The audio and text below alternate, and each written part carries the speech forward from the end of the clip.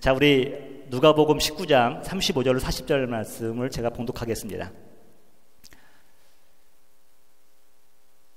그것을 예수께로 끌고 와서 자기들의 겉옷을 나귀 새끼 위에 걸쳐놓고 예수를 태우니 가실 때에 그들이 자기의 겉옷을 길에 펴더라. 이미 감난산 내리막길에 가까이 오심에 제자의 온 무리가 자기들이 본 바 모든 능한 일로 인하여 기뻐하며 큰 소리로 하나님을 찬양하여 이르되 찬송하리로다. 주의 이름으로 오시는 왕이여 하늘에는 평화여 가장 높은 곳에서는 영광이로다 하니 무리 중 어떤 바리새인들이 말하되 선생이여 당신의 제자들을 책망하소서 하거늘 대답하여 이르시되 내가 너에게 말하노니 만일 이 사람들이 침묵하면 돌들이 소리 지르리라 하시니라. 아멘. 자, 오늘 말씀은 그는 실패자인가 성공자인가 라는 제목으로 말씀을 나누려고 합니다.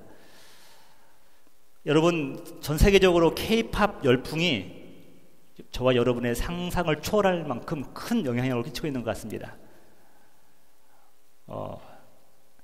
일본의 그 자이언트 요미우리 팀 있지 않습니까? 그 팀 쓰는 그 도쿄돔에 한국의 아이돌 가수들이 콘서트를 하는데 11만 명이 모였대요. 이건 어마어마한 일이에요. 저희 자녀들도 이 K-팝에 대해서 별로 관심이 없었어요. 시시하다고. 한국 음악 들으면 시시하대요. 그런데 학교에 가보니까 타 민족 친구들이 K-팝의 열풍을 불러일으키는 거예요. 그래서 지금 이렇게 쟤들이 막 좋아하기 시작했는데 한 번은 자녀 중에 한 명이 그러는 거예요. 자기가 좋아하는 그 아이돌 팀이 오는데 콘서트에 가고 싶다는 거예요. 그래서 가라 그랬어요. 가라. 근데 자리가 가장 저렴한 자리를 갔으면 좋겠는데 그것보다 한 3배 비싼 자리를 티켓을 요구를 하는 거예요. 왜 비싼 자리를 가기를 원하느냐 했더니 하는 말이 아빠 하이터치 몰라? 하이터치 뭔데? 했더니 공연 끝나고 나면요 그 자리에 있는 애들은 아이돌 가수들이 와서 손을 한 번씩 다 만져준대 이렇게. 그런데 그 3배 비싼 거예요. 그 자리가. 걔네 말로 3배 비싼 게 당연하다는 거예요. 공연 끝나고 그 손 한번 만지고 오려고 2시간을 더 늦게 오더라고요. 여러분, 오늘은 고난주일, 종료주일인데요. 팜선데이라고 그러죠. 예수님께서 십자가 지시기 위해서 예루살렘에 들어가시는데 수많은 제자들이 제가 팜추리를 준비했었는데 떨어졌네요. 여러분, 이 팜추리를 흔들면서 주님을 막 맞이한 거예요. 호산나 호산나. 우리도 이거 흔들면서 예배 드릴까요, 여러분? 이게 손가락 모양, 손바닥처럼 보이나요? 팜트리. 그래서 이제 종료주일이라고 합니다. 오늘 본문을 유삼히 살펴보면은 예수님을 따르는 두 무리를 우리가 발견할 수가 있어요. 제자들과 그냥 무리들이라고 표현하고 있어요. 인원수가 적지 않았던 것 같아요. 그들은 예수님께서 예루살렘으로 들어가신다는 말을 듣고 드디어 때가 왔구나 하고 몰려들기 시작한 겁니다. 종려나무를 가지를 흔들면서 몰려들기 시작한 거예요.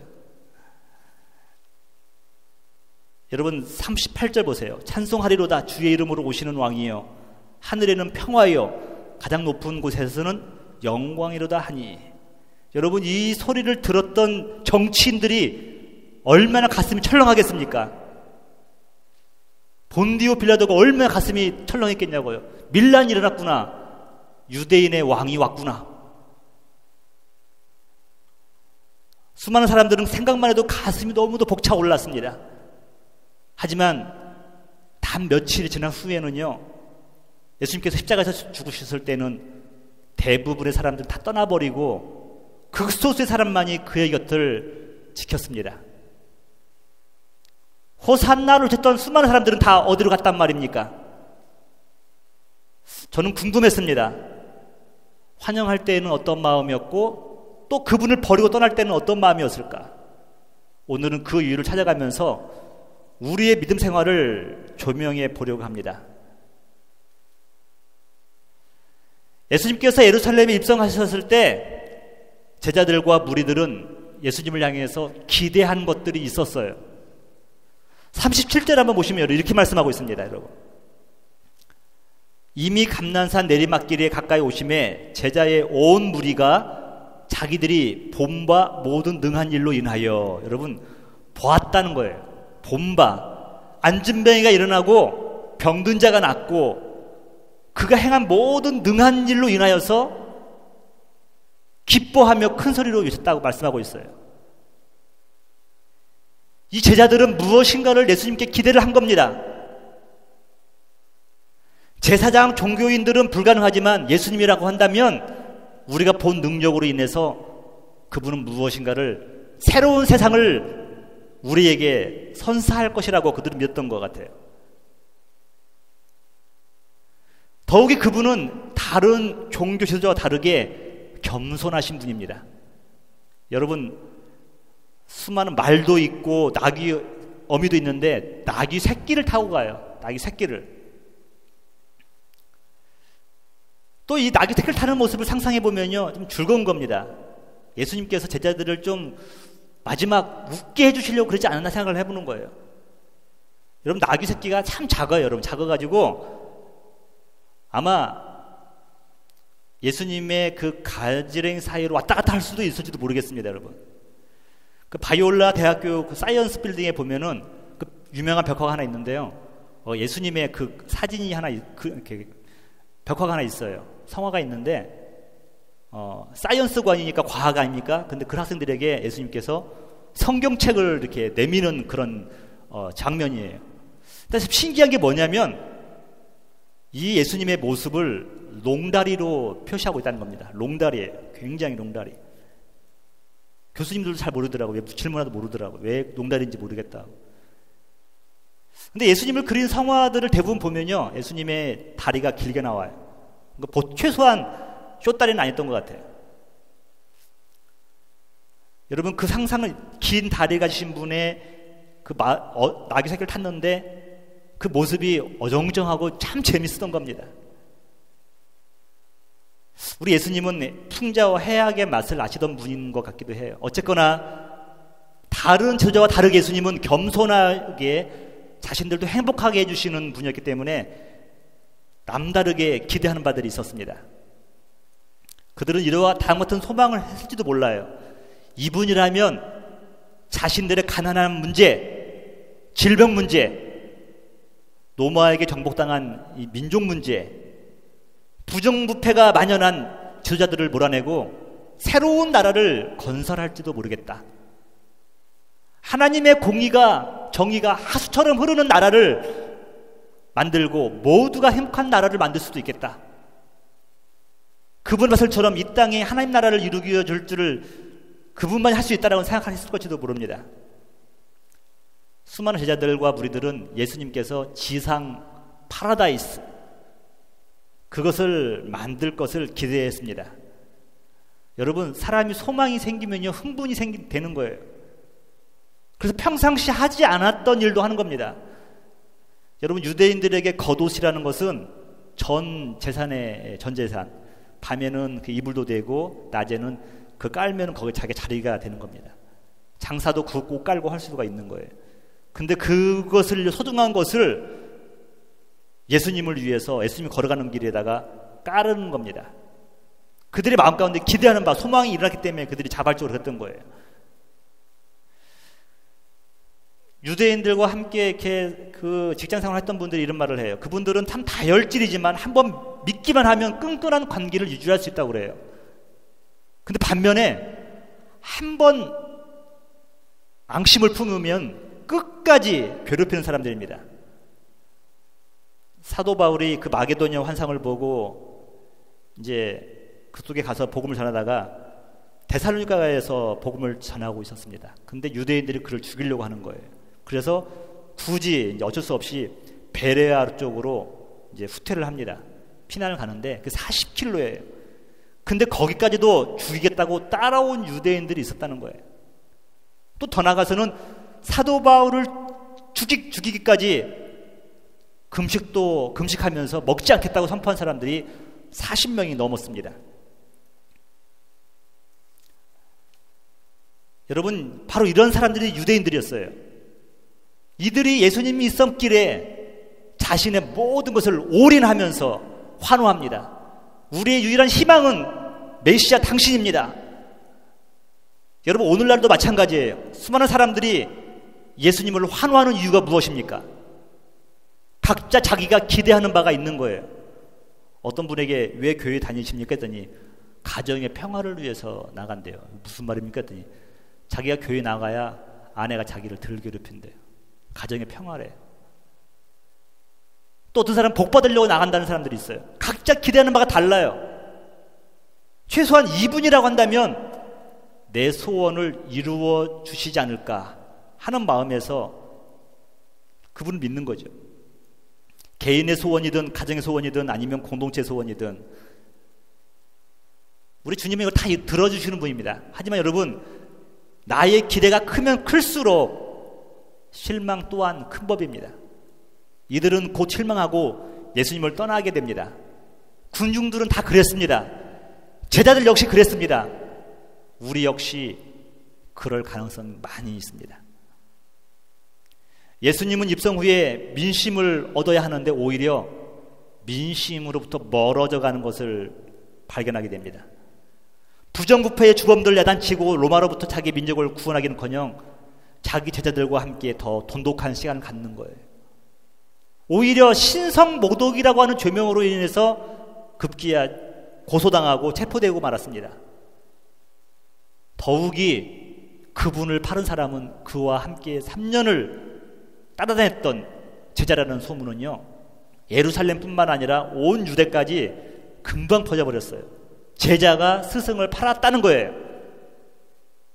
이 소식을 들은 사람들은 낙심하게 되었고 절망의 나락으로 빠져들게 됩니다. 더욱이 그분이 죽어가면서 나는 죄가 없다라고 한마디만 했어도 좋으려면 아무런 저항 없이 도수장으로 끌려가는 어린 양처럼 아무 말 하지 않고 십자가에서 달려 죽고 마른 겁니다. 군중들이 자기들의 눈으로 볼 때에는 그의 죽음은 비참하고 억울하기 그지없었습니다.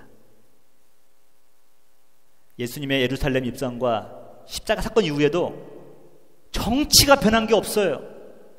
여러분, 우리 한국의 그 정치 선거할 때마다 못 살겠다 바꿔보자 그러잖아요. 한쪽에서는 바꿔봤자 소용없다 뭐 그런 말 나가잖아요.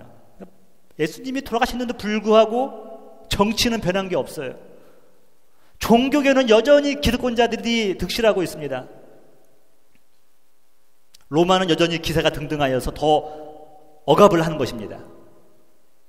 그들은 이 예수님 앞에서 실망하고 마른 것입니다. 너무도 무기력한 한 선생님, 모범적인 납비, 한 연약한 인간에 불과하게 보이는 것입니다. 그래서 이 제자들은요, 주님을 떠나면서 생각한 거예요. 예수님의 예루살렘 입성은 실패했다. 왜 그런가?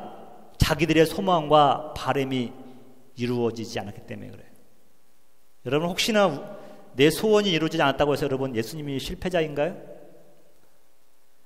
예수님 당시 환호하던 군중들뿐만 아니라 오늘날에도 예수님을 한 인간으로서만 바라보는 시도들이 끊임없이 일어나고 있습니다.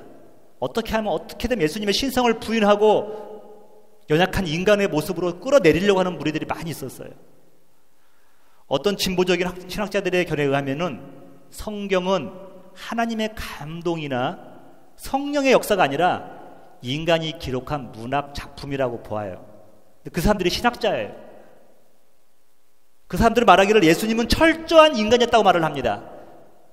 그래서 그들이 말하기를 역사적 예수, 실제적인 예수님과 기록된 예수님은 차이가 있다는 거예요. 이것을 따르는 사람 중에 대표적인 사람이 한 명이 누구냐면요, 여러분 잘 아시는 아프리카 성자로 불리우는 슈바이처 박사입니다. 아놀드 슈바이처 박사. 이런 분들은 그렇게 믿어요. 그는 신학자이면서 의사였습니다. 그는 일생 아프리카 난민들을 위해서 평생을 헌신했습니다. 그의 삶을 보면요, 본받을 게 너무도 많아요. 존경받을 만한 분입니다. 하지만 그의 신앙, 기독론, 예수님은 누구인가? 이 질문 앞에서는요, 그가 예수님을 믿었던 사람인가 아닌가 우리가 의심이 되는 거예요. 그는 예수님에 대해서 굉장히 비관적인 견해를 갖고 있습니다. 일단 예수 그리스도를 한 인간으로 초점을 맞춥니다. 그 이유는 그가 너무도 무기력하게 십자가에 죽었다는 거예요. 그가 십자가에서 죽었을 때 하나님께서 천구와 천사를 보내셔서 그를 살리고 노마를 물리치고 이스라엘을 회복시킬 것이라고 생각했지만 그는 무기력하게 죽고 말았습니다. 또 예수님께서 살아생전에 내가 세대가 지나가기 전에, 이 세대가 지나가기 전에 다시 오마 했는데 오시질 않는 거예요. 그래서 그런 사람들은 역사적으로 존재했던 실제적인 예수는 실패자라고 말을 합니다. 여러분, 이들이 바라보는 예수님의 인격적인 모습은요, 선생이에요. 가룟 유다만 유독 선생이여 랍비여 그랬잖아요. 랍비예요. 도덕적이고 윤리적인 모델이라고 생각을 합니다. 그래서 그는 믿지 않지만 그가 가난한 자들과 소외받은 자들과 함께 살았던 것을 본받고 싶어하는 거예요. 그 삶만 본받는 거예요. 그들의 섬김과 행위를 볼 때에는 본받을 점이 많이 있는 것처럼 보이지만 사실은 잘못된 기독론, 잘못된 신앙에서 출발한 열심에 불과한 겁니다. 안타까운 것은 머리 좋은 사람들이 그쪽으로 참 많이 빠져요. 제가 소개한 그 관점은 고등비평의 관점이고 아마도 예수님 당시에 종려나무를 흔들었던, 그걸 예수님을 떠났던 수많은 군중들의 관점이 아니었나 생각을 해봅니다. 오늘날 우리는 어떻습니까, 여러분? 우리 역시 예수 믿음의 복을 현세적인 것으로만 치부할수록 우리는 많은 실망을 가질 수밖에 없습니다. 왜냐하면 예수님께서 목적하고 걸으셨던 것과 우리가 기대하는 것은 너무도 다르기 때문에 그래요.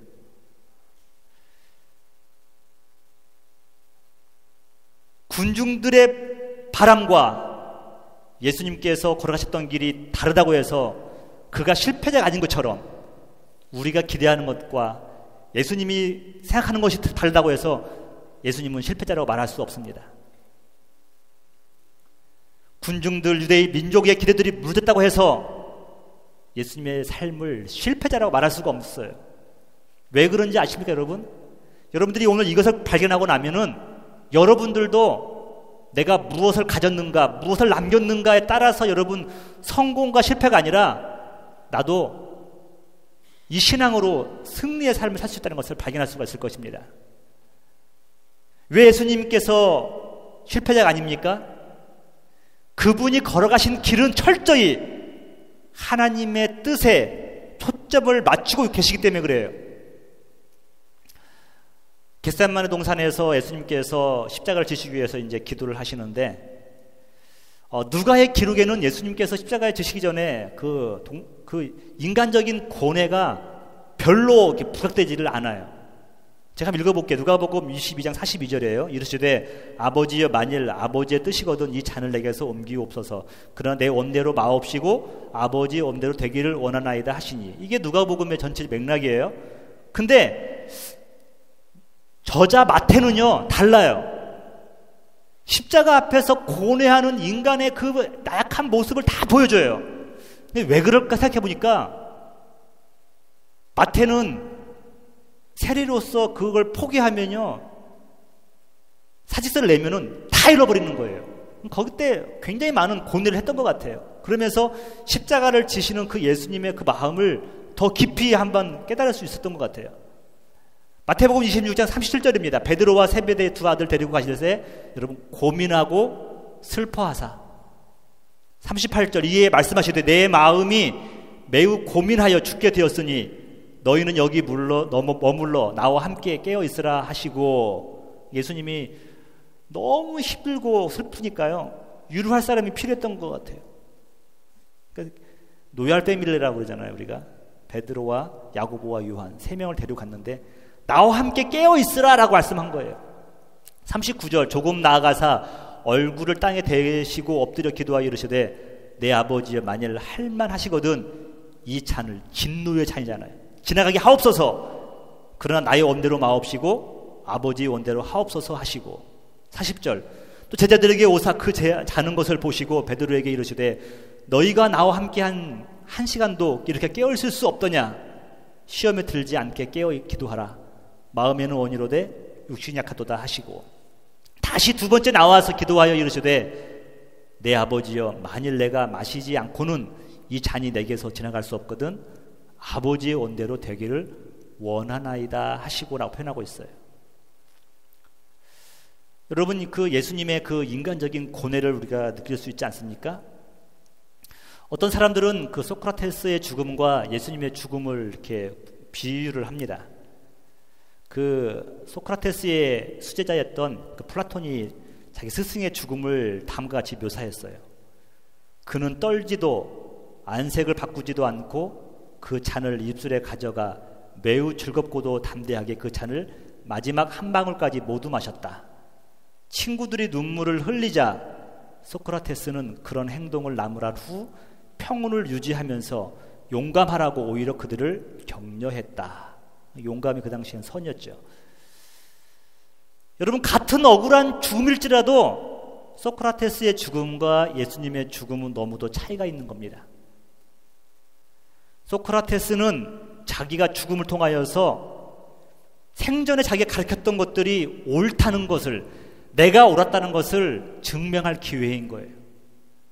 소크라테스가 죽는 것은 자기가 옳았다, 내가 진리를 말했다는 것을 증명하는 거예요. 자기 증명의 방법이었어요.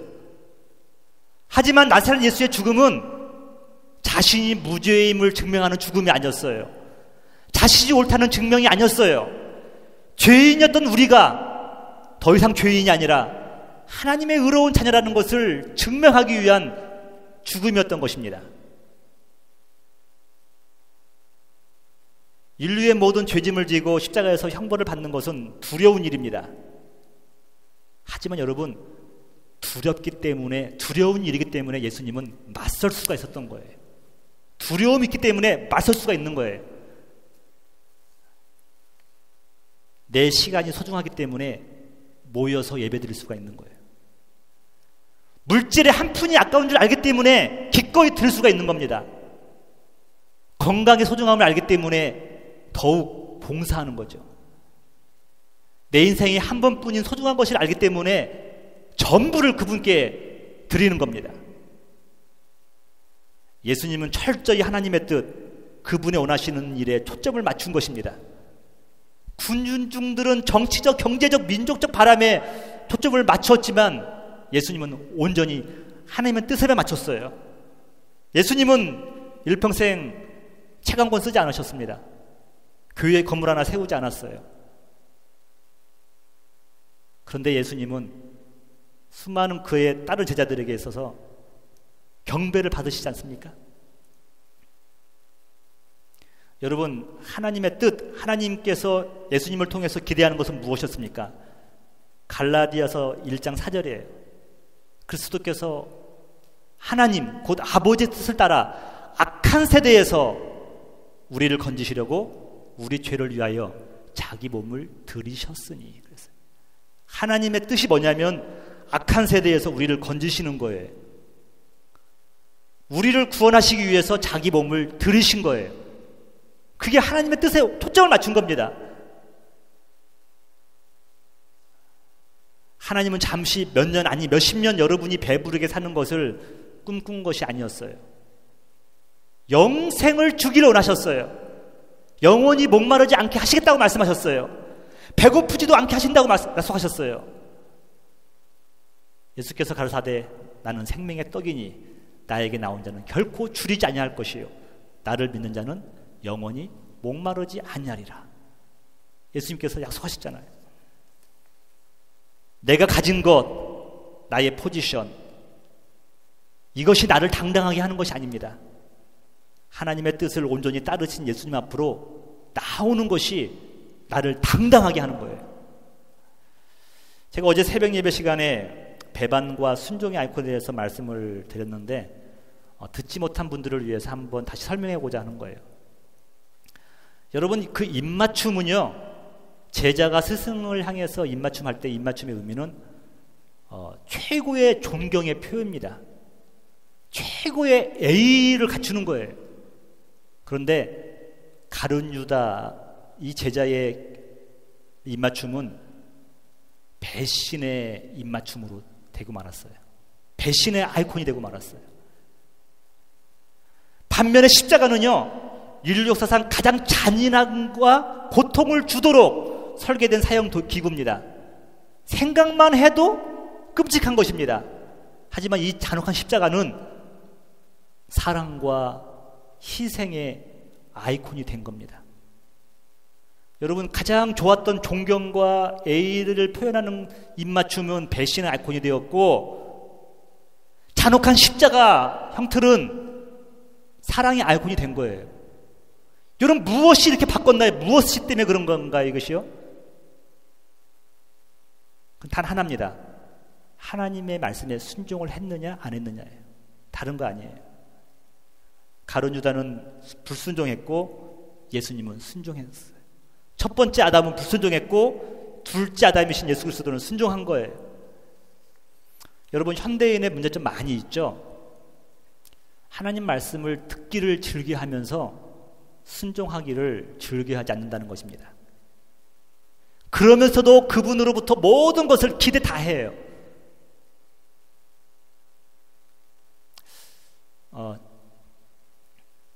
제가 여러분 앞에서 권유 내세울 것도 없기 때문에 그런데, 저는 기꺼이 여러분들에게 여러분들이 올바른 말을 하면은 저는 순종할 그 마음 준비되어 있습니다. 사도 바울이 그랬어요. 피차 순종하라고 했잖아요. 피차 순종하라. 하나님을 온전히 순종하는 사람은요, 피차 순종하는 겁니다. 여러분, 참 힘들지만 자녀들 앞에서 여러분 순종하십니까? 자녀들 앞에 굴림만 하셨지 순종해 보신 적 있나요? 사도 바울은 피차 순종하라고 그랬잖아요. 여러분, 이 순종은 능력이 있어요. 순종은 능력이 있는 거예요.